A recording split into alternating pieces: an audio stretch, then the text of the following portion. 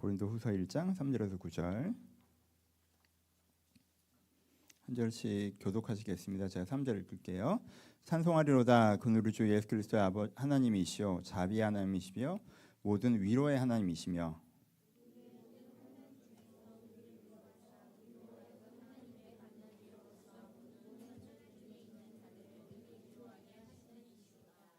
그리스도의 고난이 우리에게 넘친 것 같이 우리가 받은 위로도 그리스도로 말미암아 넘치는도다.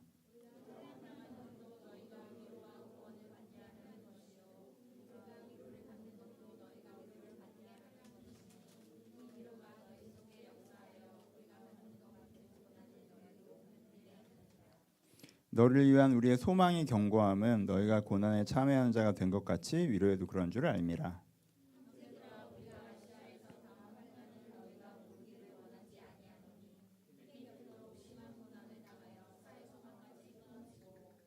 구절 같이 읽습니다. 우리는 우리의 자손이 사형 선고를 받은 줄 알았으니 이는 우리로 자기를 의지하지 말고 오직 죽은 자를 다시 살리시는 하나님만 의지하게 하심이라. 아멘. 예, 오늘 즐거운 시간이셨어요? 예, 행복한 시간들 보내시는 것 같아서 좋습니다. 공동체 이런 게임을 할 때마다 제가 뭐 다 보진 않는데 들려오는 얘기론 남회수님이 좀 이기려고 하는 의지가 너무 강하다. 그래서 즐기는 느낌보다 이기고자 하는 열정이 여기를 좀 지배하는 것 같다라는 말을 들어서 여러분들의 투쟁 정신에 참 교제하러 왔는데 참 좋은 것 같습니다. 아이들이 함께 있는 모습 보니까 또 전 좋더라고요. 그래서 어른들도 이렇게 또 아이들을 좀 익히시는 좋은 시간이신 것 같았고, 아이들도 어른들을 좀 익힐 수 있는 좋은 시간인 것 같아서 이제 오늘 같은 조 되셨던 분들은 교회에서 이렇게 왔다 갔다 만나시면 같은 조 아이들 꼭 인사해 주셨으면 좋겠어요. 애들은 조장님이라고 기억하는데 갑자기 쓱 지나가시면 애들도 당황하니까 이렇게 따뜻하게 또 하나의 관계가 연결되는 시간이었으면 좋겠습니다. 이번 저녁 시간은 이제 위로에 대한 이야기를 하려고 합니다. 그래서 절반은 위로에 대해서 거의 강의가 될 거고요. 후반부에는 말씀으로 얘기를 해보도록 하겠습니다. 제가 위로의 설교를 해야겠다라고 하나님께서 마음을 주셨는데 위로의 설교를 제가 따뜻하게 여러분들을 위로하는 설교의 재능이 부족해서 위로에 대해서 설명을 해드리겠습니다. 그러니까 그걸 여러분들이 DIY로 이렇게 이게 위로구나 하고 후반부의 말씀으로 조합을 하시면 위로가 되는 이 환상의 결과 까지 우리 함께 가보도록 합시다. 여러분, 위로가 뭡니까? 위로는 크게 두 가지로 나눠집니다. 앞부분은 공감의 마음이고 두 번째는 희망의 지지입니다. 그리고 이 두 가지로 나눠진 거에 있어서 다시 7가지로 나눠집니다. 공감은 이해, 수긍, 연결, 지지는 청산의 설득력, 권위, 돌봄. 여러분 교회에서 위로 설교 이렇게 듣기 쉽지 않습니다. 여러분, 위로는 크게 두 가지, 작게 7가지예요. 7가지를 이해하시면 이 위로를 이해하실 수가 있습니다. 이 일타 강사 같은 이해 위로, 여러분 어디 가서 이제 위로에 대해서는 쭉 설명하실 수 있어요. 첫 번째부터 가봅시다. 위로가 되려면 첫 번째 이해가 있어야 돼. 이해. 네가 잘해왔다. 네가 그럴 만한 상황이었구나.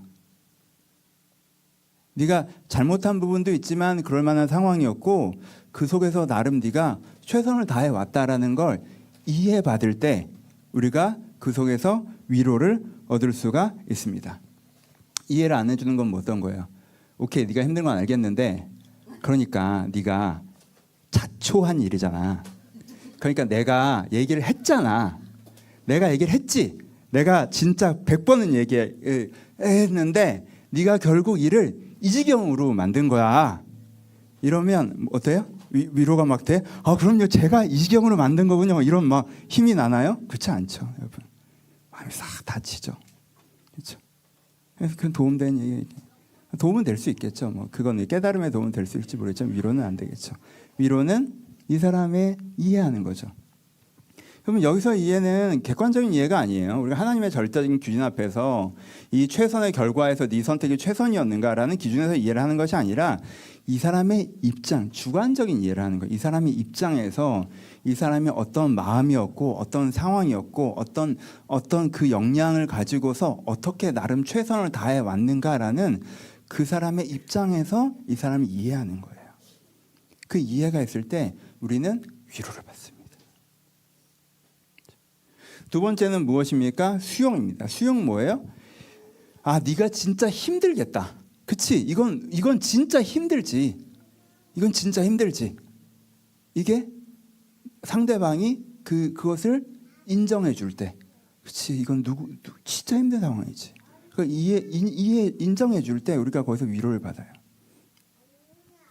그러니까 나는 좀 힘들다고 했는데, 야, 그건 힘든 것도 아니야, 내 얘기 해줘, 뭐 이러면 그래, 내가 병신이다, 이런 생각이 드는 거죠, 그렇죠?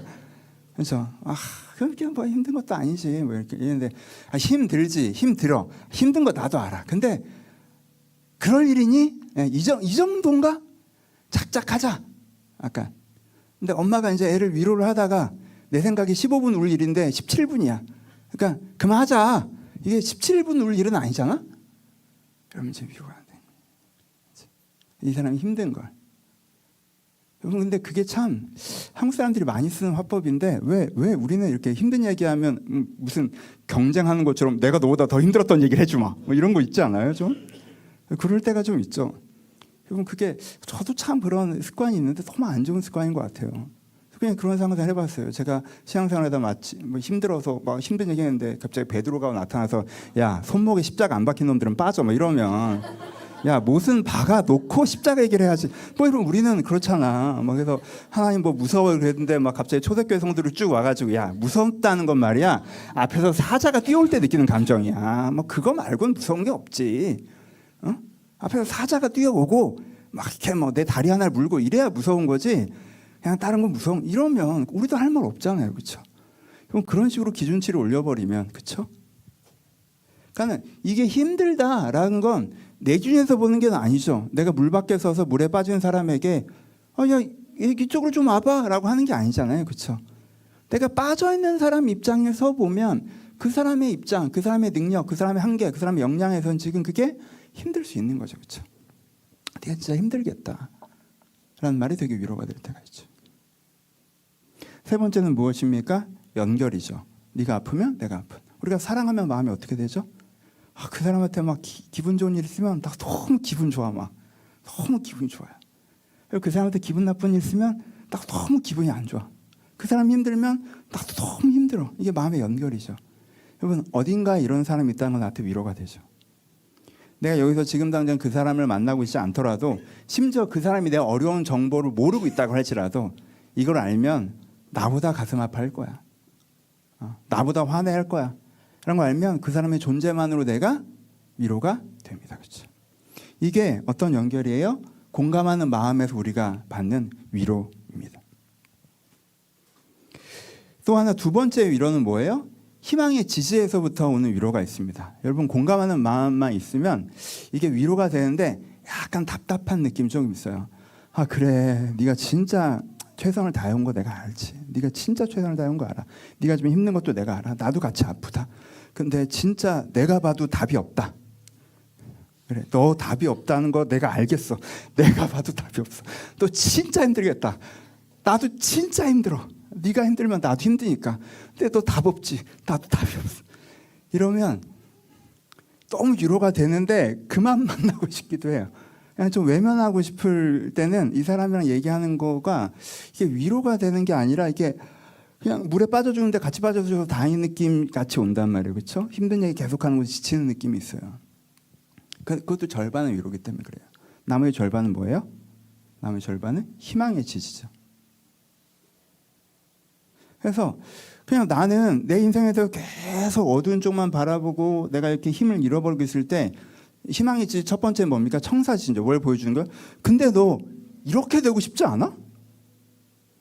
사실 네가 진짜 원하는 건 이거 아니야? 하고 시선을 탁 돌려주는 거죠.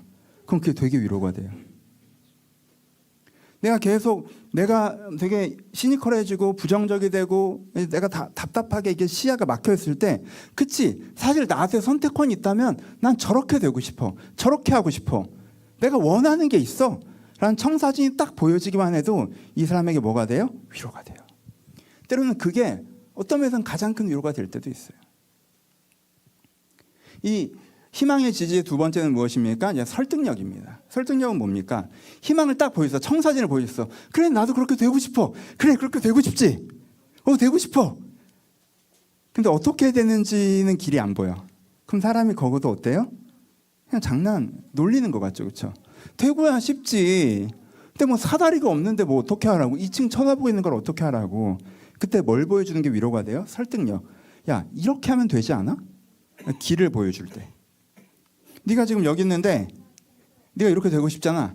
그럼 요 루트로 가면 그렇게 될 수 있을 것 같아. 그렇지 않아? 그게 진짜 위로가 될 때가 있어요. 그렇죠? 설득력이 위로죠. 그렇죠? 길을 보이는 거. 이런 식으로 풀어가면 되겠다. 그럼 내가 원하는 곳에 도착할 수 있겠다. 이것이 우리 가운데 큰 위로가 되죠. 세 번째는 권위. 막 이 사람이 정말 청사진을 보여주고 너무 설득력 있는 얘기를 해.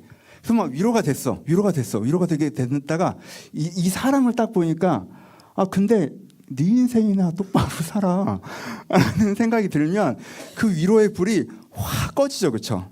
그렇죠? 그냥 이 사람이 아무리 좋은 말을 해도 이 사람의 삶에 권위가 없으면 그냥 말뿐이라고 느껴지는 거죠. 그렇죠? 너는 이거보다 훨씬 더 작은 문제도 못 풀어가고 있는 것 같은데 내가 훨씬 더 큰 문제를 가지고 있는데 네가 배나라 감나라 하는 게 나한테 그렇게 설득이 안 된다라는 거죠. 그렇죠? 위로가 안 되죠. 그러면. 근데 권위가 있는 사람. 여러분 이럴 때 제일 큰 권위는 어떤 사람이 제일 큰 권위를 갖는 줄 알아요? 나와 똑같은 문제를 해결했던 사람. 그 사람이 진짜 권위자거든. 그렇죠? 그 사람이 참 나한테 야, 별 문제 없어. 이렇게 하면 돼. 너 이렇게 되고 싶잖아. 이렇게 해줄게. 이렇게 하면 돼. 라고 하면 진짜 위로가 돼요. 그렇죠?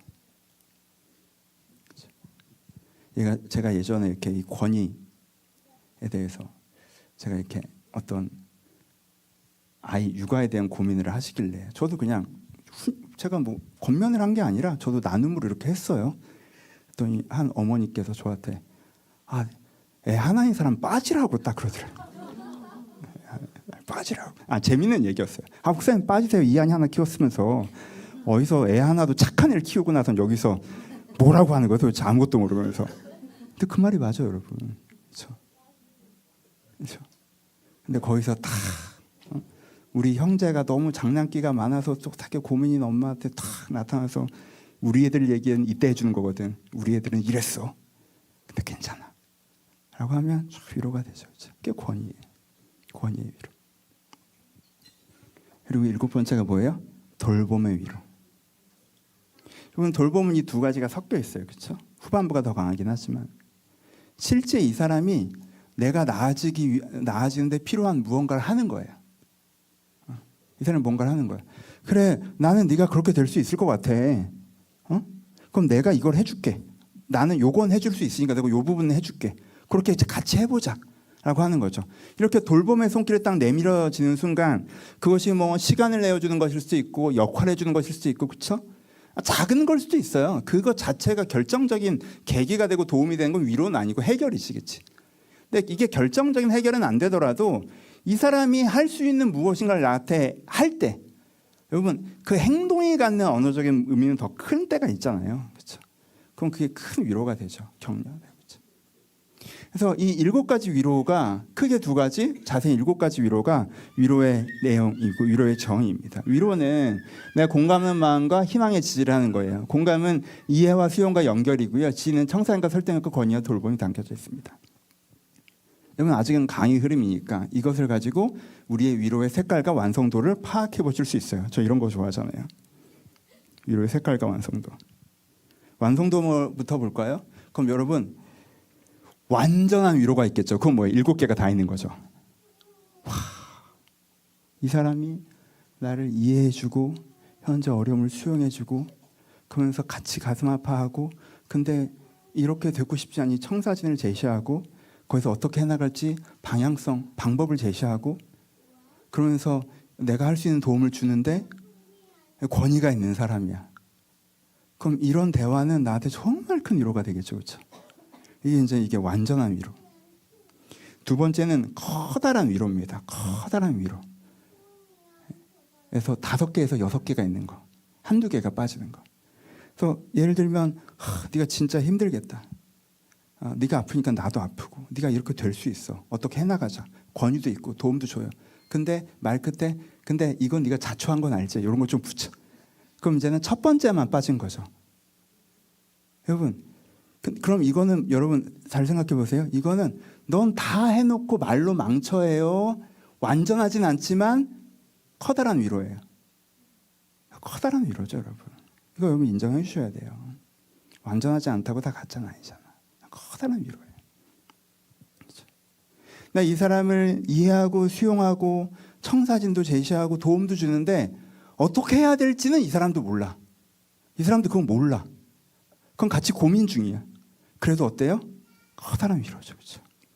방향은 우리가 그렇게 되길 원하자. 우리 같이 가보자. 나도 할 수 있는 건 할게. 어떻게 하는지 나도 잘 모르겠어. 우리 같이 해보자. 네가 힘든 거 알아. 내가 함께 해보자. 그러면 야, 그 구름 잡는 얘기 좀 하지 마요. 커다란 위로예요. 커다란 위로죠. 그렇죠? 이건 커다란 위로예요. 세 번째는 뭡니까? 절반의 위로죠. 절반의 위로는 뭡니까? 요 반쪽만 있는 거죠. 공감의 마음만 있던가 희망의 지지만 있던가. 그렇죠? 공감의 마음만 있어요. 아, 진짜 힘들었겠다. 그렇지? 나도 아프고.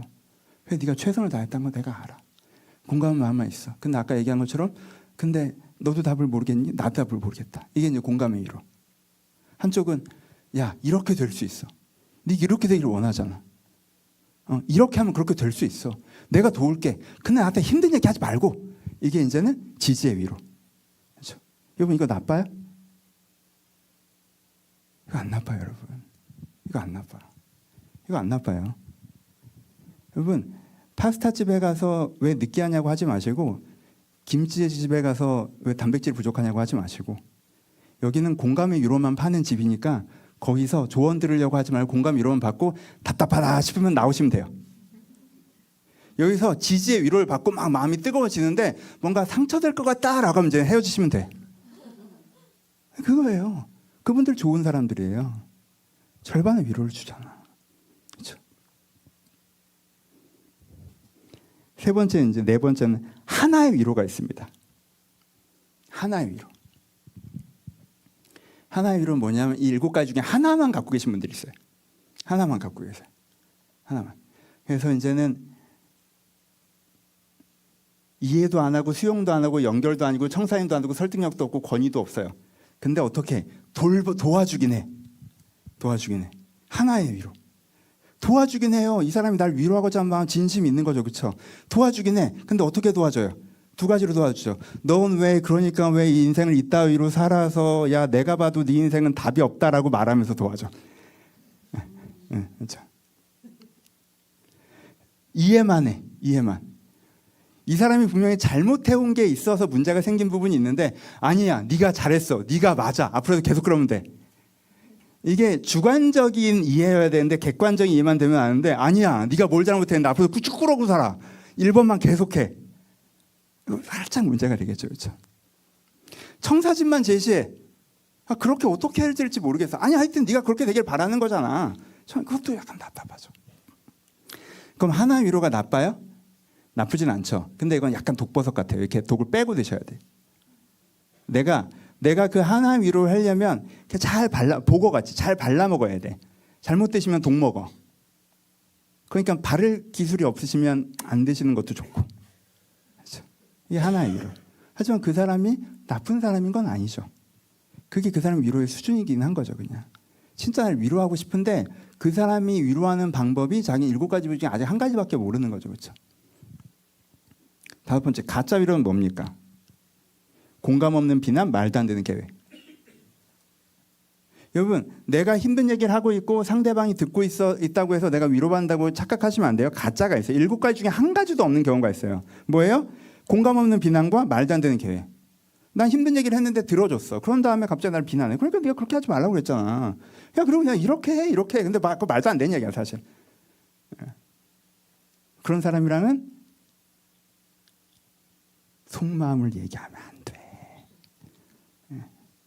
그리고 내가 혹시 어디 가서 그러고 있지 않나? 고민해 보셔야겠죠.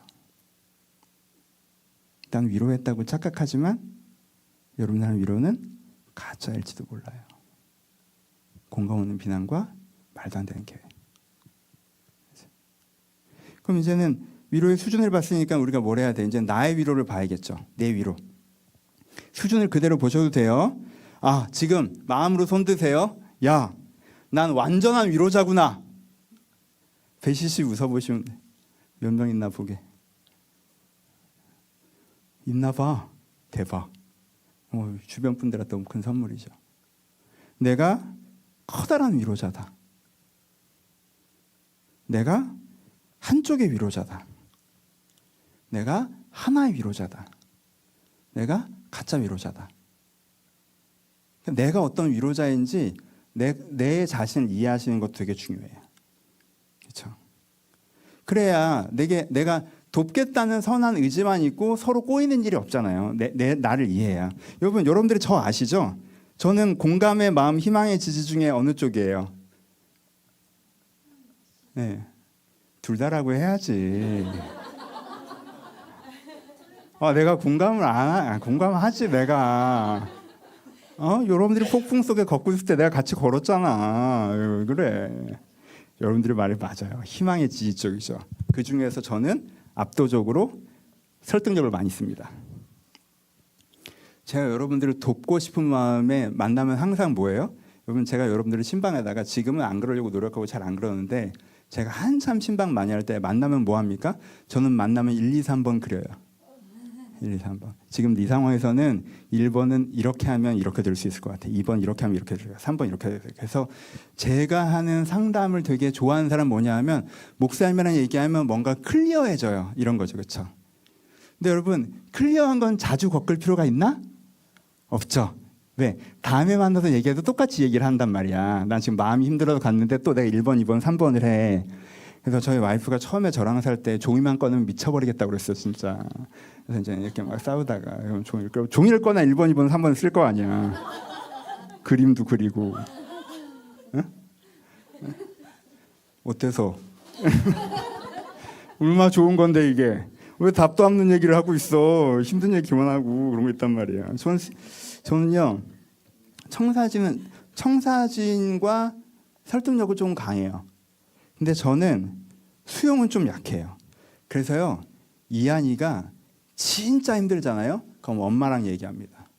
엄마랑은 진짜 말도 안 되는 얘기를 해요. 진짜 자기 감정 그대로 비난과 왜곡과 막 이렇게 얘기를 해. 한 2시간 그걸 다 받아. 이 친구가 진짜 된 걸 다 받아. 그 말도 안 되는 얘기를 다 들어주면서 같이 말도 안 되는 얘기를 막 해줘. 그럼 둘이 말도 안 되는 얘기를 막 하고 있어요. 그럼 전 피해요. 저거는 틀렸다라는 생각이 자꾸 들어서 이렇게 피해. 저쪽 방에 가 있어. 그럼 2시간 정도 지나서 이한이가 와요. 아빠, 이제 미래를 꿈꾸고 싶을 때 와. 내일에 대해서 얘기해주고. 그럼 이제 설명을 해. 이게 어떤 상황인지, 어떤 상황인지 설명을 쭉 해요. 그럼 이제 애가 마음이 평안해졌고 자죠. 분업이 돼서 얼마나 다행인지. 그래서 저는 그게 좀 이해는 좀 약해요. 그리고 저는요, 이게 원래 약간 그 포인트를 더 설명드리면 설득력이 강한 사람이 이해가 약합니다. 설득력은 뭐예요? 객관적으로 상황을 분석하고 최선의 선택을 해라가 기본 테마란 말이야. 이해는 뭐야? 지금 자기가 해왔던 걸 지지해달라는 거란 말이에요. 그러니까 저는 자꾸 거기서 맞고 틀림으로 보게 되는 거예요. 그러니까 설득력을 메인으로 쓰는 사람은 이해에 대한 어떤 경계심이 클 수밖에 없어요. 그러니까는 그 두려움이 있는 거지. 얘가 잘못된 선택을 계속 유지할까 봐. 그래서 내가 그래, 네 입장에서 그럴 수 있어서 잘했어라는 말에 계속 그럴까 봐. 그러니까는 막 목사님 제 입장에서는 사실 이랬어요. 오케이. 그럼 우리 미래에 대해서 얘기해 볼까? 약간 이렇게 되는 거지. 옛날엔 비난까지 했어요. 요즘 비난 안 하잖아. 오케이. 그건 내가 할 바 아니고 네 친구한테 받아. 난 못해. 하고 이렇게 넘어가는 거지. 여러분, 이걸 스스로의 위치를 이해만 하셔도 절반이 해결돼요. 그렇죠? 여러분들의 약점과 장점을 아셔야 돼요. 그럼 어떻게 하면 돼? 이한이가 막 감정적으로 쏟아내고 정서 위로를 받고 싶을 때 내가 가서 야, 막 이렇게 할 필요 있어요? 아니죠. 최선을 다해서 해. 내 딴에 내가 할 수 있는 최선을 다해서 하고 내 한계에 도달하면 약간 이제 싹 작작해 이럴 필요도 없어요. 그럼 안 되는 거예요. 그냥 그거 아니잖아. 내가 그만하고 싶다고 해서 그렇게 하면 안 되지. 거기서 이제 멈추고 얘는 토스할 수 있는 사람 있으면 토스하시고, 그리고 내 장점으로 도우려고 하고, 그렇죠? 그리고 사실 이것도 이 설득력도 이게 맞는 게 아니라 그냥 이 사람에게 도움이 되고 싶은 내 마음을 여기에 담는 것뿐이죠. 이 말도 맞는 게 아니야. 그러니까 제가 여러분들을 붙잡고 1번, 2번, 3번 얘기하는 게 진짜 그게 맞아서 하는 게 아니에요. 그게 제 언어여서 그냥 잘 됐으면 좋겠다라는 말을 하는 거예요. 그러니까 그렇게 제 마음만 받아주면 돼요.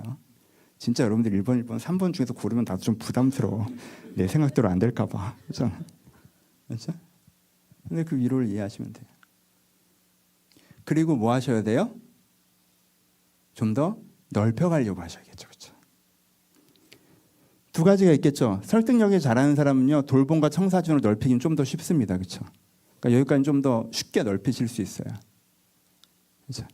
내가 이해를 잘하면 수용과 연결까지 넓히기도 좀 더 쉬워요. 그렇죠? 원래 큰 맥락이 연결되는 건 이거 3개, 이거 4개는 어느 정도 연결선이 있기 때문에 일단 이것까지는 넓혀줄 수 있어요. 그러니까 이거의 완성도를 일단 주세요. 그 다음에 언덕을 넘으려고 조금 노력하세요. 하지만 그건 좀 쉽지 않을 수 있어요. 그렇죠? 하지만 좀 노력을 하셔야 돼요. 그림을 그리시면 이건 미래에 대한 지지에 대한 얘기가 아니라 이 사람의 어려운 마음을 나누는 거다. 이것도 되게 이 사람에게 위로가 돼. 근데 왜 난 이렇게 남 어려운 얘기를 들어주는 게 힘들지?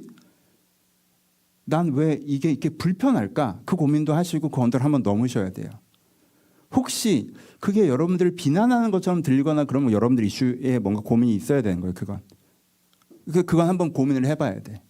그래서 가능하면 이걸 한번 넘으셔서 내가 공감하는 법들을 한번 배우시면 돼요.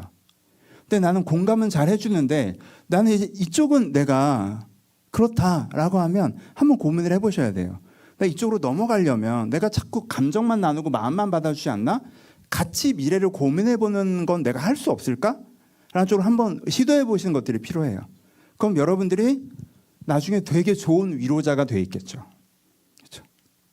이게 나의 위로에 대한 이해. 나의 위로, 내가 나의 위로를 생각해 보실 필요가 있다는 거예요. 그리고 여러분들이 내가 가진 위로를 생각하실 필요가 있어요. 여러분들 주변 사람에게 여러분들의 위로자들이 있으시죠? 완전한 위로자가 많진 않아요. 여러분 여기도 일단은 없는 것 같은데, 그렇죠? 완전한 위로자는 많지 않아요. 그렇죠? 그러니까 여러분들 주변에 커다란 위로자가 있잖아요.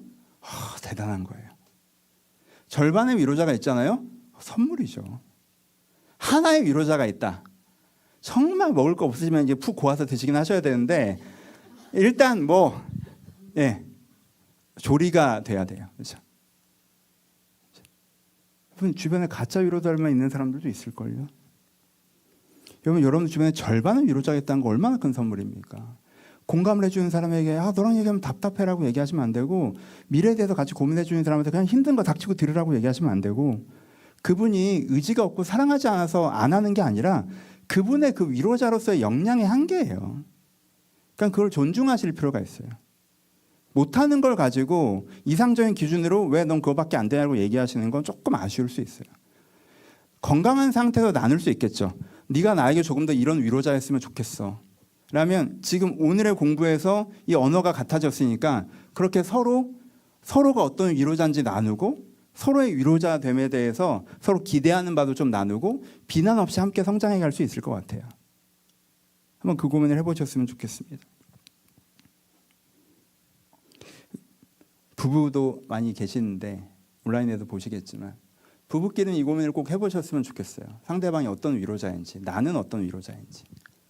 그래서 이 위로의 언어를 맞추는 것만으로도 여러분들이 갖고 있는 매듭의 일정 부분은 좀 풀릴 것이라고 생각을 합니다. 우리는 때로 이상적인 기준을 가지고 이 사람이 완전한 위로자가 아니라는 것 때문에 상대를 공격할 때가 있어요. 근데 그거는 상대방에 대한 기대가 크기 때문이겠죠. 그 또한 사랑이기는 한데 그게 더 좋은 위로자로 가는 길이 아니라 이미 나누고 있는 위로마저 위축시키는 방법이 될 수도 있어요. 그렇죠? 이런 설명이 항상 걱정돼. 이렇게 하잖아? 그럼 또 어떤 분들은 정말 지혜롭게 여보 나는 지지의 위로자야. 옥상한테 못 들었어? 나한테 힘든 얘기 하지 말라고. 나 설득력 여보 난 공감의 위로자야. 나한테 어떻게 해야 될지 물어보지 마. 그건 네가 생각하고 이러지 마시고. 그렇죠? 그 얘기를 하는 건 아니고. 여러분 좋은 위로자들이 되셨으면 좋겠습니다. 여러분 위로가 중요합니다. 위로가 여러분들 필요합니다. 이제 이 얘기를 하면서 말씀으로 들어갈 텐데 정말 그 위로밖에 익숙하지 않으신 분들이 많이 계세요. 남자분들 중에 좀 더 있다고 할 수도 있을까? 위로받는 거에 익숙하지 않으신 분들. 저도 약간 그런 성향이었어요. 지금도 뭐 많이 그런 부분이 남아있고. 위로받기에 익숙하지가 않아요. 그래서 제가 마지막 찬양을 되게 이번 주 내내 정말 들었는데, 폭풍 속을 걷고 있을 때 비바람을 마주해야 될 때 혼자 걷지 않을 거예요. 이 찬양이잖아요. 이게 유튜브에 되게 많이 나오더라고요. 그래서 처음에 이렇게 릴스 같은 데서 이렇게 나왔어요. 그래서 이제는 그냥 이렇게 옮기다가 딱 그 찬양을 이렇게 진지하게 듣지 않고 탁 보고 제가 든 생각은 뭐냐 하면, 폭풍 속을 걸을 때는 혼자 걸어야지 라는 생각이 들었어요. 여러분, 전 목사여서요, 같이 걸으면 내가 책임자인 것 같은 생각이 들거든요. 항상. 아, 폭풍 속을 걷는데 여럿이 걷는다고? 아이고야. 여러분들, 내가 뭔가 책임지고 내가 내 인생을 주도권을 딱 틀어지고 간다고 생각하시는 분들, 남성분이든 여성분, 남자분들 위해서 많겠지만, 이런 분들은 위로받는 거에 대해서 익숙하지가 않아요. 뭔가 일처럼 생각하고 부담으로 생각하고 여유가 있으면 베푼다고 생각하고, 나는 나 혼자 동굴로 들어가서 축적한다고 생각하고, 그래서 사람과 사람 사이에, 사람과 하나님 사이에 일로 해결되는 게 아니라 그냥 함께 걸어서 힘이 되는, 그렇죠? 그 감각을 잘 모르시는 분들 되게 많아요. 그런데 위로라는 개념을 여러분들이 진짜 감각적으로 알고 계신지 한번 생각해 보셔야 돼요. 감각적으로 알고 계신지, 내가 위로를 받고 위로를 누리고 있는지. 저도 그런 게 많아요. 그래서 저도 처음에 이 찬양 듣고는 두 가지가 마음에 안 들었어요. 하나는 아유, 힘들 때 혼자 걸어야지. 두 번째는 그러니까 어이구야, 폭풍도 계속 치고 비바람도 계속 치고 빛도 계속 안 보인다는 얘기네.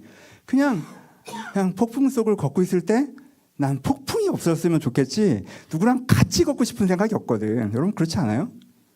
응? 비바람을 마주할 때 비바람의 강도 3을 줄이고 얘를 포기하겠다, 이런 생각 들지 않아요? 이런 성향들이 강해요. 문제 해결형, 내가 틀어지고 가는 사람. 위로는 뭐, 위로가 뭐, 위로 말고 해결, 위로 말고 해결, 위로 말고 해결. 또 이렇게 넘기다 보니까 유튜브에서 어느 유명한 젊은 연예인, 젊은 가수분들 두 분 얘기하시면서 그러더라고요. 자기 힘들 때 다른 사람한테 얘기 안 해. 왜? 그 사람은 해결해 줄 수 없거든 이라고 얘기하시더라고요. 맞아 하면서 둘이 되게 신나게 얘기하더라고요. 아, 그렇죠. 어떤 뜻인지는 알겠어요. 근데 이런 설교를 하는 설교자 입장에서는 아, 위로는 잘 모르시는구나. 비바람이 멈추는 거에 대한 게 아닌데, 그렇죠? 위로를 아십니까? 이건 비바람을 멈추는 거에 대한 게 아니에요. 안 그래도 어려운데 사람이 있어서 업무가 늘어나고 이런 거에 대한 게 아니에요. 둘이 같이 걷기 때문에 힘이 나는 거에 대한 얘기예요. 좀 더 자세히 봅시다. 여러분, 위로가 필요할 때가 세 경우가 있습니다. 첫 번째는 특별히 어려울 때 위로가 필요해요. 왜? 특별히 어려우면 뭐가 생겨요? 삶의 방향성이 무너집니다. 사람은 삶의 방향성이라는 걸 가지고 살아가요. 좋은 의미로. 그러니까 삶의 방향성이라고 하는 건, 아, 내가 잘 살아왔고 앞으로 잘 되어질 거야. 그래서 내가 오늘 의미 있게 보내고 있어. 라는 이 영속성이 보이는 게 삶의 방향성이에요. 내가 잘 살아왔고 잘 될 거야. 좋은 미래가 또 있어. 그래서 내가 오늘 해야 될 걸 되게 하고 있는 거야. 그럼 이 사람이 보람도 있고 자부심도 있고 기대도 있고 이런 마음으로 딱 살아가는 게 삶의 연속성이 잡혀있는, 삶의 지향성이 잡혀있는 상태인 거예요. 보통은 이 삶의 방향성과 지향성이 잡혀있어서 살아가야 돼요. 근데 큰 어려움이 닥치잖아요. 그럼 이게 어떻게 되냐면, 이게 배가 뒤집어지는 것처럼 이게 웅 이렇게 뒤집어져 버릴 때가 있어요. 그럼 어떻게 돼요? 아, 내가 잘못 살아서 이렇게 돼버렸구나. 내일이 안 보이네. 이렇게 돼요. 배가 뒤집어지는 거예요. 과거는 후회돼요. 미래는 안 보여요. 그러니까 오늘은 어떻게 견뎌야 될지 모르겠어요. 이게 내 삶을 보는 뷰가 되는 거예요. 어려운 일이 이 사람의 배를 이렇게 뒤집어 버려요. 그럼 여러분, 그렇게 어려운 일이 딱 생겼을 때 이 사람에게 위로자가 있잖아요. 그럼 어떻게 돼요? 이 어려운 일 때문에 이게 배가 이렇게 뒤집어지려고 하는데 어떻게 되는 거예요? 아니야, 너 잘해왔어. 무슨 얘기야? 너 잘해왔어. 너 잘 될 거야. 우리 이렇게 같이 해보자. 배가 뒤집어지려고 하면 다시 너 잘해왔어. 그게 너 나름 최선이었어. 부족한 거 있지만 네가 잘한 부분이 훨씬 더 많아. 그리고 앞으로 미래가 없어진 거 아니야. 잘 될 거야. 이렇게 같이 해보자. 내가 도울 수 있는 건 도울게. 라고 하면 이 배에 무게중심이 잡히면서 이게 안 뒤집어진다고 이게. 그러면서 그 어려움이 싹 지나가면 다시 쫙 이렇게 가요. 위로자가 있는 사람은요.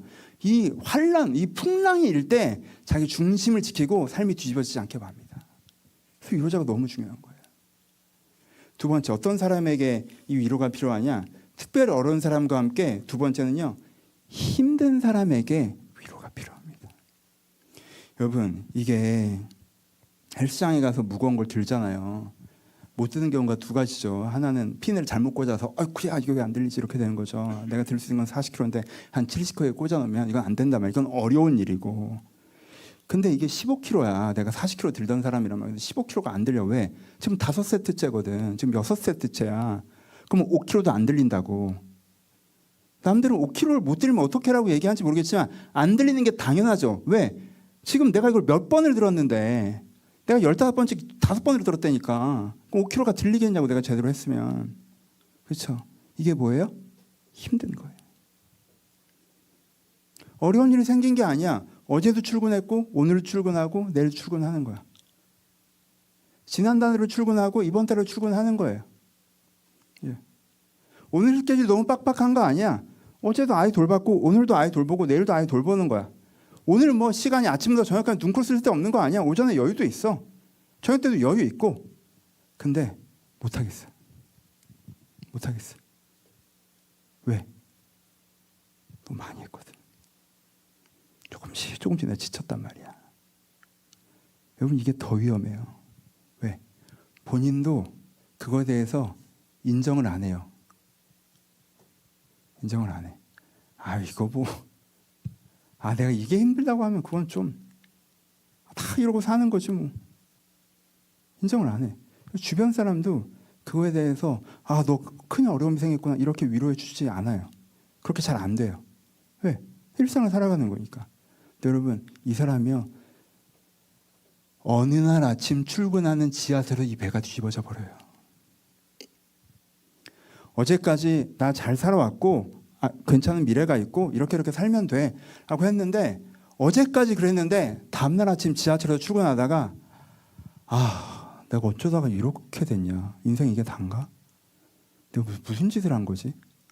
그럼 나 계속 이러고 사는 거네? 어떻게 해야 되나? 나 완전 말렸네. 이번 생에 완전 꼬인 거네 나. 진짜 완전 나 무슨 탈출구가 없는 어디에 갇힌 기분인데? 이걸 회사를 그만둘 수 있는 것도 아니고 야 이거 망했는데? 어제까지는 긍정적이고 지향적이고 자부심도 있고 그랬는데 이게 무슨 일이 벌어진 게 아니라 아침에 출근하다가 뒤집어진다니까? 점심에 그냥 구내식당에서 밥 먹다가 뒤집어져요. 거래처에 운전하고 가다가 뒤집어져. 그냥 오늘 잘하고 그냥 밤에 이렇게 누워있다가 뒤집어져 이게. 인생에 대한 방향성. 여러분 그런데 이 사람에게 정기적인 위로자가 있으면 그래서 뭐 주일에 셀 모임이건 한 달에 한 번 모여서 영적인 대화를 나누는 사람이건 진짜 진솔하게 서로를 신뢰해주는 친구들이건 내가 믿고 의지하는 목회자건 멘토건 내가 그 사람과 정기적으로 얘기하면서 그래 내가 잘 살아오고 있지.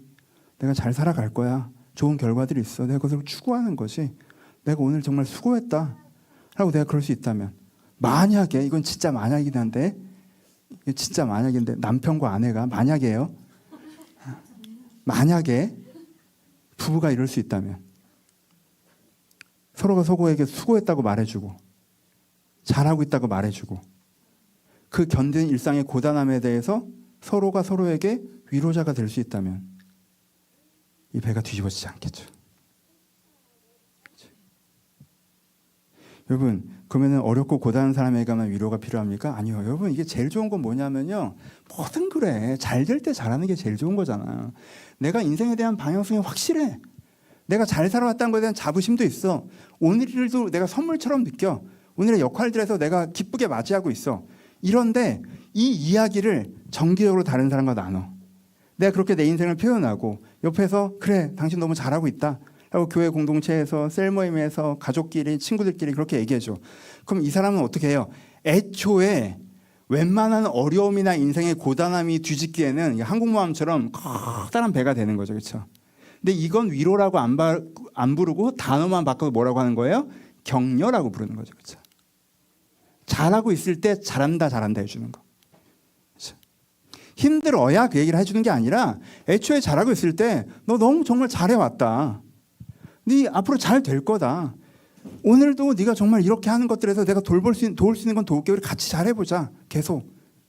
이런 태도로 연결되어 있는 사람들, 교회 공동체나 여러분들 가족 공동체나 여러분들 사회나 어디에서 이게 있다면 그 사람들은 서로가 서로에게 주는 이 위로, 단어만 바꿔서 격려가 있기 때문에 애초에 이게 되게 단단해지고 든든해지는 거죠. 그래서 여러분, 삼겹줄은 끊어지지 않고요. 혼자 있으면 추운 거예요. 하나님께서 공동체로 얘기하시는 거예요. 여러분들에게 이 위로가 필요해요. 여러분들에게 위로자가 필요해요. 그리고 여러분들도 위로자가 되고자 꿈꾸셔야 돼요. 우리가 서로가 서로에게 위로자가 되면 내가 저 사람의 무게중심을 지켜줄 수 있고 저 사람이 내 무게중심을 지켜줄 수 있습니다. 근데요, 이걸 하기 되게 좋은 곳이 교회예요. 어차피 와서 사람 따로 만나기 어렵죠. 저 따로 만나기도 여러분 어렵잖아요. 저 한 번 따로 만나기 어렵죠. 여러분 너무 바쁘잖아. 목사님 한번 꼭 뵈야 되는데 제가 다음 달에 연락을 드릴게요. 연락을 다음 달에 해주고 약속은 그 다음 달일 때가 되게 많잖아요. 우리 다 바쁘잖아요. 쉽지가 않아요. 그렇죠? 그렇지 않아요. 나만 그럴까? 여러분들이 멘토로 생각하는 스승님들, 마음을 나눈 친구들 바쁘잖아요. 교회에 와서 이 신앙적인 기준을 동일하게 한 사람들끼리 진솔하게 인생을 나누며 서로 인생을 응원할 수 있다면 그렇죠? 너무 좋겠죠. 그보다 더 좋은 게 어디예요? 사실 그보다 더 좋은 게 만약에 기적적으로 가족과 부부가 그럴 수 있다면 그건 엄청난 거지 사실. 그건 엄청난 힘이지 사실. 그건 엄청난 힘이지. 서로가 서로 지켜주는 거지. 이걸 꿈꾸셔야 돼요. 여러분들에게 위로가 필요합니다. 여러분들이 위로자가 되는 것이 서로가 서로에게 위로자가 되는 것이 서로 인생의 배를 지켜주는 것이고 이 항해가 풍랑을 만나도 뒤집어지지 않고 곧바로 갈 수 있게 해주는 것입니다. 이렇게 여러분들이 위로를 이해하시고 위로를 여러분 마음 가운데 소중하게 품으셨으면 좋겠습니다. 그럼 우리 말씀이 이야기하는 위로를 몇 개 소개하면서 마무리를 합시다. 근데 마무리라고 하기엔 좀 길긴 한데 하여튼 여러분 제가 근데 되게 기가 막혀 하시는데 죄송한데 제가 통속 수련회를 가면요 강의를 막 6개씩 해요.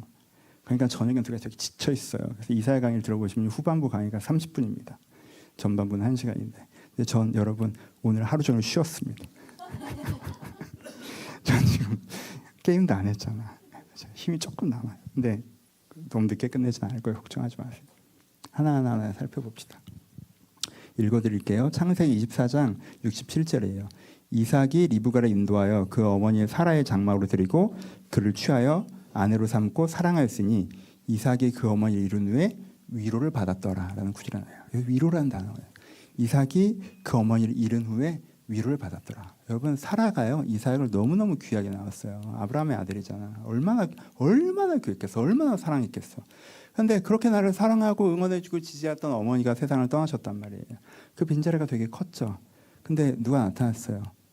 감사하게도 이제부터 이삭의 반려, 이삭을 사랑하는 리브가가 나타났죠.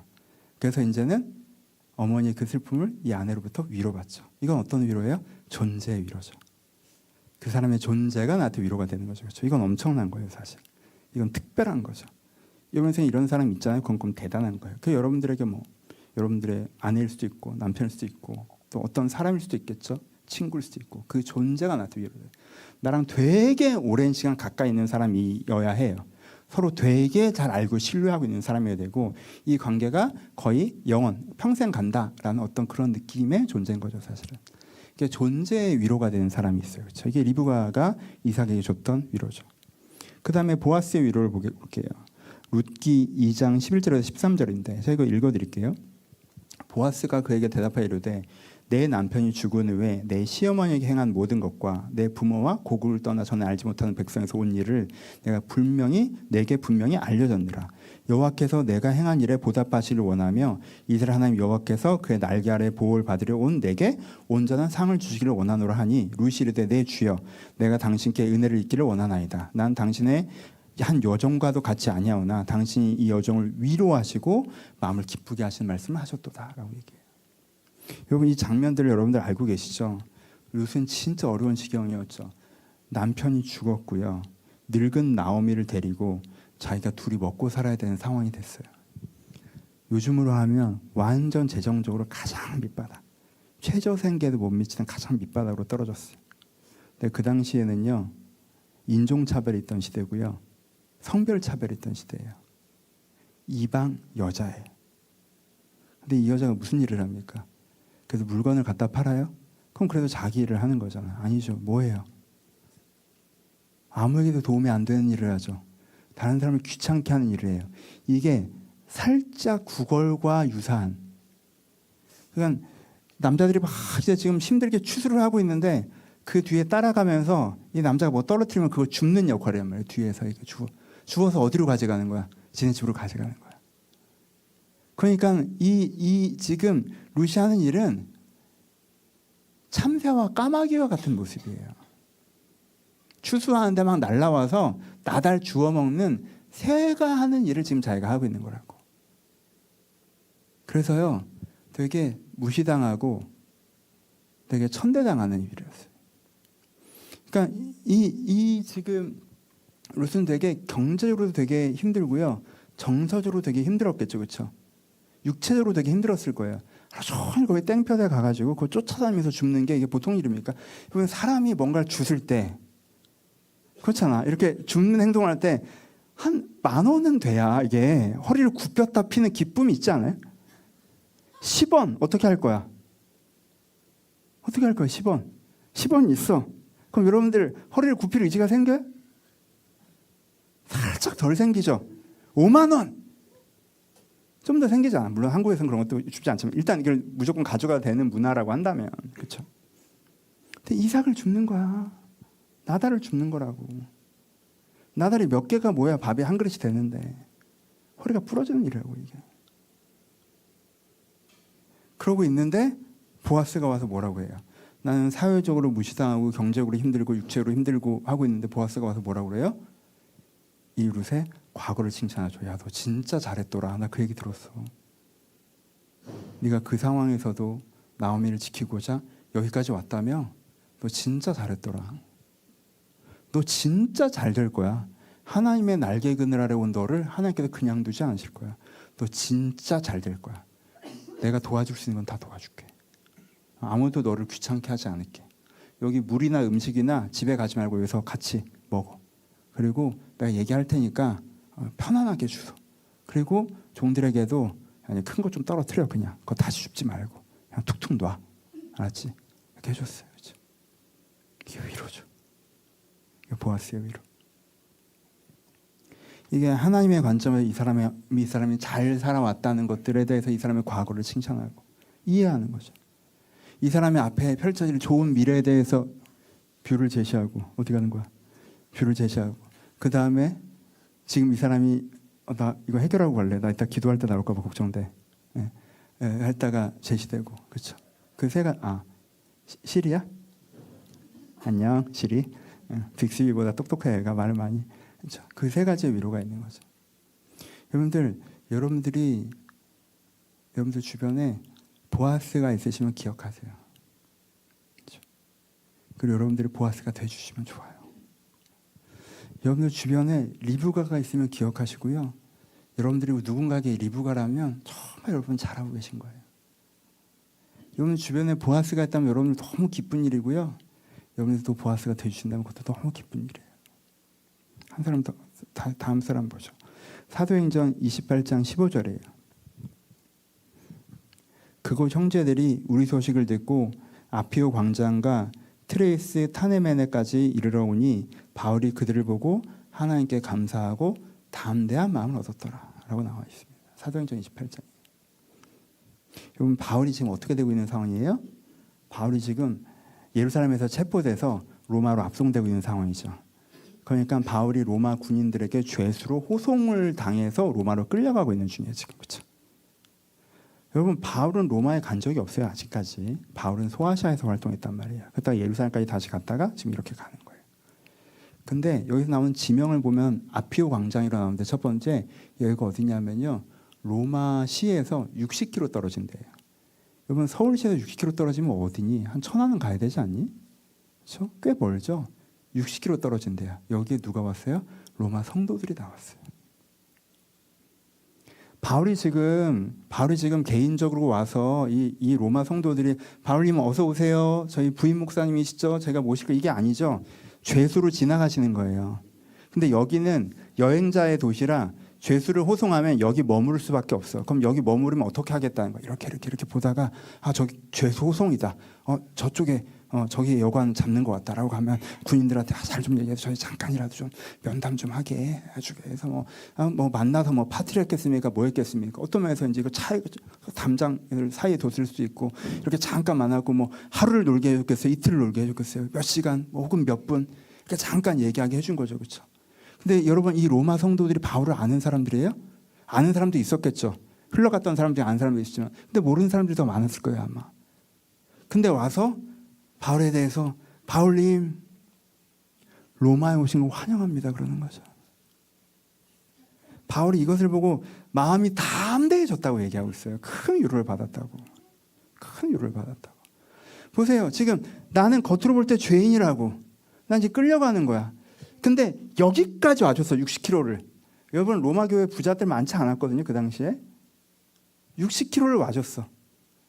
나 만나보겠다고. 나 만나주겠다고. 그게 뭐예요? 내가 얼마나 힘든지 내 힘듦을 알아주는 거잖아. 내 힘듦을 위로해 주는 거라고.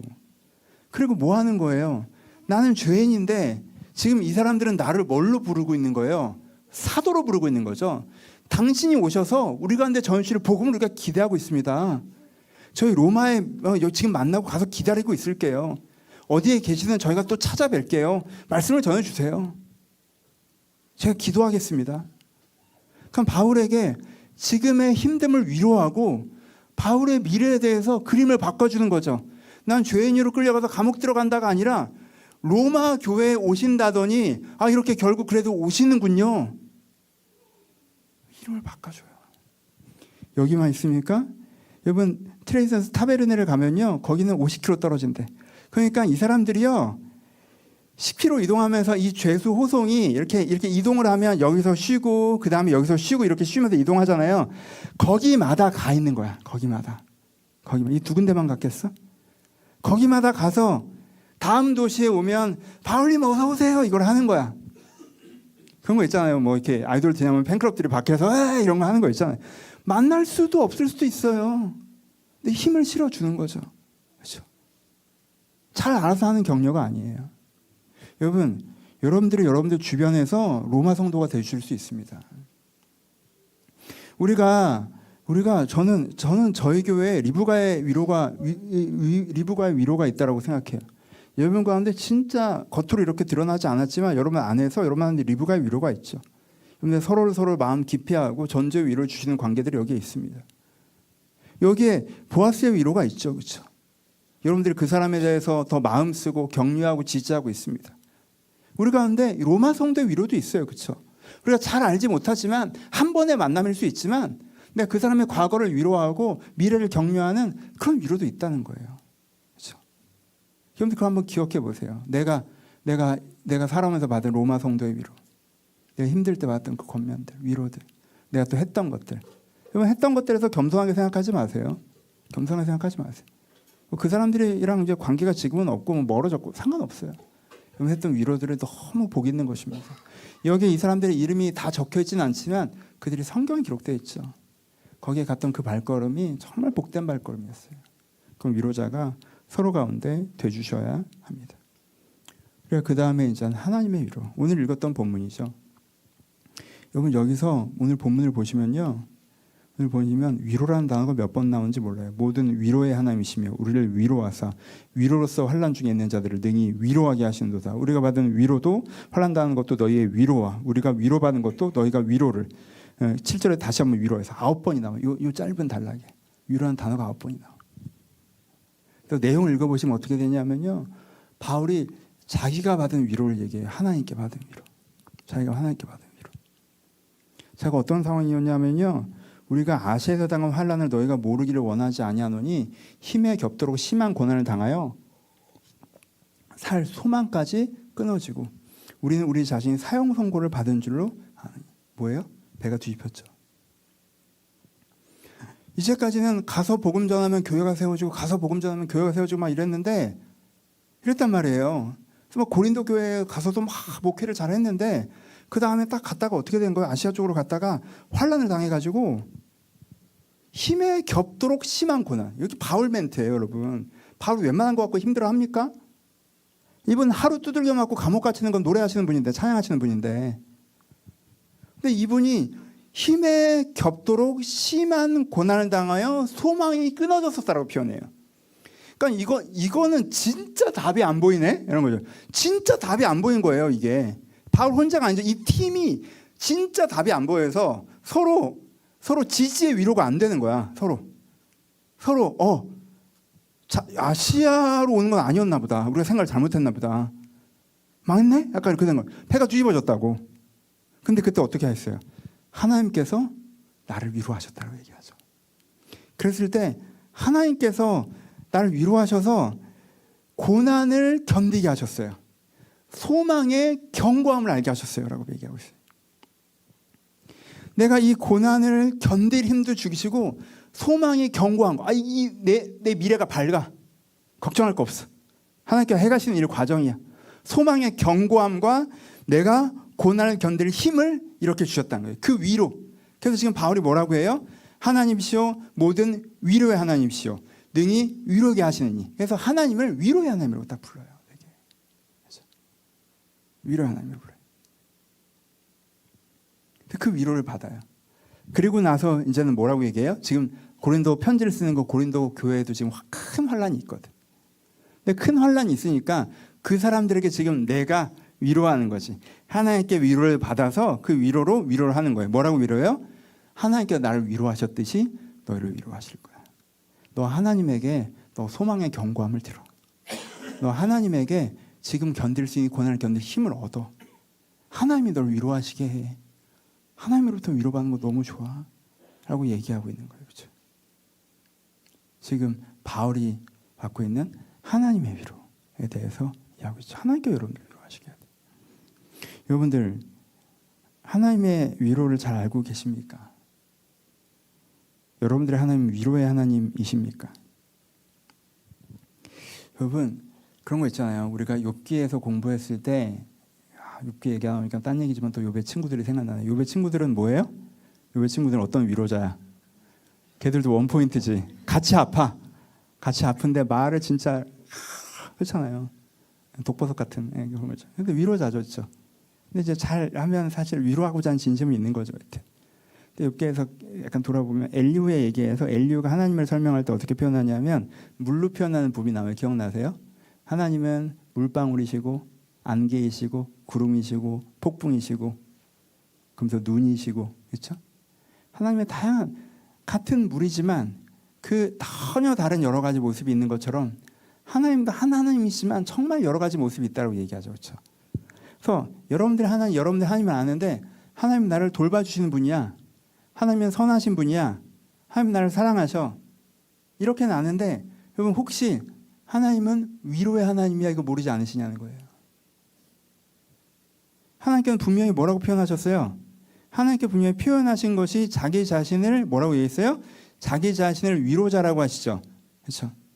이사야서 51장 이렇게 나와요. 나는 곧 너희를 위로하는 자라. 시편에도 나와요. 주는 나를 돕는 위로하시는 자신이. 지금 고린도후서에도 나오죠. 모든 위로의 하나님이시며 하나님의 12가지 얼굴이 있다고 치면 그 중에 하나는 위로자라는 얼굴이에요. 하나님께 여러분들을 어떻게 하신다는 거예요? 아까 7가지를 다 하세요. 하나님은 완전한 위로자세요. 하나님은 여러분들의 입장에서 최선을 다했다는 걸 알고 계세요. 거기에 대해서 그래 네가 인생 똑바로 했어요 이렇게 얘기하신 분이 아니라고. 하면 여러분들이 지금 힘든 거 알고 계세요. 야 십자가 무슨 박해야 아픈 거 이렇게 안 하셨다고. 하나님은 여러분들이 아프면 같이 아프신 분이세요. 하나님은 그럼에도 불구하고 지금 여러분들에게 소망을 보여주고 계신 분이죠. 하나님의 청사진은 한 번도 흔들리지 않습니다. 그리고 거기에 뭐도 갖고 계세요? 설득력도 갖고 계세요. 그 소망에 이르는 길도 알려주시는 분이시죠. 권위가 있으시고요. 그리고 여러분들 그 길로 갈 때 여러분을 도우시는 분이세요. 여러분들 옆에 그 위로자이신 하나님이 있으시다는 거예요. 여러분 제가 강의할 때 여러분들 마음 가운데 와 그래 저게 위로구나. 저런 위로자가 있으면 좋겠다라는 감정 혹시 들지 않으셨어요? 저런 완전한 위로자가 있으면 내가 참 마음에 정서적으로 힘을 얻겠다. 당장 문제가 해결되지 않더라도 내가 좀 더 힘있게 이걸 걸어갈 수 있겠다라고 생각하지 않으셨어요? 그분이 하나님이세요. 사람도 분명 여러분들에게 위로자가 되고 성도들의 위로도 너무너무 중요하죠. 룻에게 보아스가 중요했고 그렇죠? 이삭에게 리브가가 중요했던 것처럼 이 사람의 위로도 너무너무 소중하죠. 여러분 난 하나님의 위로가 있기 때문에 사람의 위로는 필요 없어. 이건 말도 안 되는 얘기예요. 바울도 지금 이게 얼마나 반가워했는데 여러분들 바울보다 신앙이 좋아요? 바울이 거기 나가서 아유 하나님이 다 위로하시는데 이렇게 괜한 걸음을 하셨어요. 60km를 외우셨을까? 이러지 않았다고. 하나님의 위로는 하나님의 위로대로 있지만 사람의 위로라는 게 또 한 사람의 위로대로 있어요. 근데 여러분 거꾸로 사람의 위로대로는 사람의 위로대로 있지만 하나님의 위로라는 게 거기 있고요. 이게 너무 큰 거예요. 그러니까 하나님에게 인도하심도 구하세요. 선하신 하나님과의 대화죠. 하나님 뭐가 맞습니까? 돌보시면 하나님과 대화도 하세요. 하나님 이거 폭풍 속에서 같이 걷는 거 됐고 멈추라고 이것도 하세요. 돌보시면도 구하셔야죠. 근데 여러분 폭풍 속에서 같이 걷는 애도 구하셔야 돼요. 폭풍이 당장 내일 멈추는 건 아니니까 내가 폭풍 속에서 함께 걷는 애도 구하셔야 돼요. 그래서 여러분들에게 위로되신 하나님을 찾아올 수 있도록 해야 됩니다. 한 가지만 더. 여러분 누가 나에게 위로자가 돼야 돼요? 내가 나에게 위로자가 돼야 됩니다. 시편 119편 49에서 52절인데 51절 후반부만 간단히 읽어드리죠. 여호와여 내가 주의 옛 규례들을 기억하고 스스로 위로하였나이다 라고 얘기해요.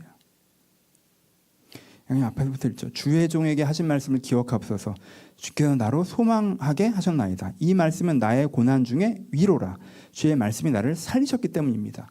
교만한 자는 나를 심히 조롱하였사오나 난 주의 법을 떠나지 아니하였나이다. 여호와여 내가 주의 옛 규례들을 기억하고 스스로 위로하였나이다. 스스로 위로하였나이다. 성경 이 표현이 나옵니다. 일단은 첫 번째, 나는 나에게 위로자입니까? 전 이 얘기도 꼭 해보고 싶어요, 여러분. 나를 어떻게 대하세요? 내가 나한테 네가 똑바로 했어야지라고 하지 않으세요? 내가 나한테 야 이게 뭐가 힘들어라고 하지 않으세요? 내가 나에게 너 답도 없다라고 하지 않으십니까? 내가 나를 돕기보다 뭐 어떻게든 되겠지 이러고 있지 않으세요? 내가 위로가 필요할 때 내가 나를 외면하고 내가 지금 마음이 어려우면 내가 내 마음을 좀 추스리고 내 마음이 얼마나 어려운지 일기라도 써야 돼. 나 몰라 하고 그냥 유튜브나 보고 그러지 않으세요? 그거는요 지금 내 가족이 너무 힘들어서 내 아이가 학교에서 와서 얼굴이 썩어갖고 딱 들어왔는데 말 걸면 힘든 얘기 하겠지? 난 텔레비나 봐야겠다. 이거랑 똑같은 거예요. 내가 너무 힘든데 내가 TV 트는 건요. 그거랑 똑같은 거예요. 그걸 보는 게 나한테 위로입니까? 아니죠. 내가 나에게 위로자가 돼야 돼요. 일기라도 쓰셔야 돼요. 힘든 날 일기 쓰는 거, 일기를 쓰면 나쁜 얘기만 쓰는 것 같아서 좀 그래요. 나쁜 얘기만 쓰시는 것도 괜찮아요. 내가 오늘 힘들었다고 쓰는 거잖아. 근데 나중에 보면 인생 왜곡되는 것 같으니까 불태우세요. 그렇죠? 왜냐하면 그 나중에 읽으면 내 인생에 나쁜 일만 있었던 것처럼 기억이 왜곡되거든. 그러니까 파일로 쓴 다음에 지우든가. 하지만 그 순간은 내가 나랑 대화하는 거잖아. 그게 기록이 되면 안 되지만 대화는 돼야 된다고. 내가 나를 이해해주고 내가 나를 수용해주고 내가 나와 연결되어서 내 감정을 외면하지 말고 아프고 슬프고 분노하는 것을 느끼고 그리고 내가 나에게 청사진을 보이려고 하고 설득력을 가지고 권위를 갖고 돌보려고 해야 돼요. 그렇죠? 근데 여러분 여기서 결정적으로 일반적인 것과 시편의 하나님의 말씀의 차이는 뭐냐면 이게 세 번째 이유는 뭐냐면 내가 그러면 어떻게 나를 위로하냐 하면 사람이 일반인들이 일반인 위로하는 건 너라면 할 수 있을 거예요. 넌 할 수 있어. 그럼 위로의 기반이 뭡니까? 나의 능력이고 나의 재능이죠. 근데 이것은 자기 기만일 확률이 많죠. 나의 재능과 나의 능력으로 할 수 있는 상황이었으면 위로받을 마음도 안 들었단 말이야. 무슨 거 아시겠죠? 그러니까 그거는 그냥 헛된 말이에요, 사실. 헛된 말이야. 그냥 그건 주문 같은 거야. 내가 보기에 내 능력으로 할 수 있다고 느껴지면 애초에 위로받을 만큼 마음이 힘들지도 않다고. 근데 걷다 대고 너라면 할 수 있다는 건 나한테 부담을 주는 얘기예요. 용기를 주는 얘기가 아니라. 나한테 그렇게 얘기하시면 안 돼요. 여기서 나를 위로하는 근거가 무엇입니까? 시인의 하나님의 말씀이죠. 그러니까 이것도 사실은 하나님으로 위로받는 거죠. 근데 지금 당장 하나님의 위로가 나에게 있지는 않아요. 그런데 어떻게 해요? 내가 주께서 하신 말씀을 기억하고 주의 율례를 기억하고 스스로 위로하는 거죠. 오늘은 말씀해 주지 않으셨지만 한 달 전에, 6개월 전에, 1년 전에 해주신 말씀이 있어. 내 인생 가운데 함께 해준다고 하셨어. 하는 그 말씀을 다시 한번 붙잡고 읊조리며 위로받으며 내 스스로를 위로하며 사실 이것은 하나님의 위로를 초대하는 거죠. 그렇죠? 이게 내가 나를 위로하는 거. 말씀을 마칩시다. 아까 농담처럼 얘기했지만 한 1분짜리로 보다가 다시 되게 진지하게 이 찬양을 들었어요. 내가 폭풍 속을 걷고 있을 때 비바람을 마주해야 할 때 혼자 걷지 않을 거예요. 저는 여기에 정확하게 하나님이라는 표현도 안 나와서 좋더라고요. 하늘을 봐요에서 간접적으로 나오죠. 하나님과 함께 걸으시는 것도 있고요. 다른 사람도 전 포함된다고 생각해요. 혼자 걷지 않는 거. 하나님과 함께 걷기도 하고 사람과 함께 걷기도 하고 천천히 이 찬양을 같이 듣는데 되게 마음이 따뜻해지더라고요. 그게 위로입니다, 여러분. 우리는 혼자 걷고 싶어 하지 않아요. 나 힘든 얘기 다른 사람한테 안 해. 그 사람 해결해 줄 것도 아니고 폭풍과 비바람이 멈추는 것도 아닌데 같이 걸어서 뭐 하려고. 그럼 여러분들이 좀 힘들어서 마음이 독해지신 건데 같이 걸으면 힘이 나고 힘이 나면 지나갈 수 있어요. 그건 폭풍이 잠잠해지는 것과 거의 유사한 효과를 가지고 있습니다. 여러분 이 마음을 여러분들이 가지시고 지금 내게 필요한 게 위로구나. 내가 지금 인생에 어려움을 닥쳐서 자꾸 부정적으로 내가 넘어가는데 지금 나한테 위로가 필요하구나. 내가 삶이 고단해서 자꾸 부정적으로 넘어가는데 지금 나한테 필요한 게 위로구나. 내가 위로가 필요하다는 건 알아서 내 주변에 날 위로해 줄 만한 사람들을 막 두들겨 패고 위로를 내놓으라고 하고 있는데 어떤 면에서는 하나님의 위로가 나에게 먼저 필요하구나. 여러분들 느끼셨으면 좋겠고 하나 더 두 번째로 기도하실 거는 이 위로를 경험하셨다면 이 위로에 대한 기도를 첫 번째 할 거고요. 그리고 이 위로를 좀 마음에 느끼시면서 내게 위로자가 있다는 것에 감사하고 나도 위로자가 되고 싶다라는 마음의 기도를 해보셨으면 좋겠어요. 그래서 우리 오늘 안 하던 거 할 건데 서로 기도해 주는 시간 가질 거예요. 여러분 여기서 무조건 일괄적으로 다 하라는 뜻은 아니고 여기서 여러분들한테 사실 내가 이 사람한테 좀 위로받고 내가 이 사람을 위로하고 싶다라고 하면 두 번째 기도하실 때 찾아가셔서 눈 뜨고 마주치면 우리는 어색하니까 이렇게 나만 그렇구나. 그러니까 서로 눈 뜨고 마주치면 서로 안아주시고 기도 제목 나오시고 기도하셔도 좋고 어색하신 분들은 그냥 등에 손을 얹고 제가 기도해 줄 때는 저를 쳐다보지 마세요. 나는 어색하니까.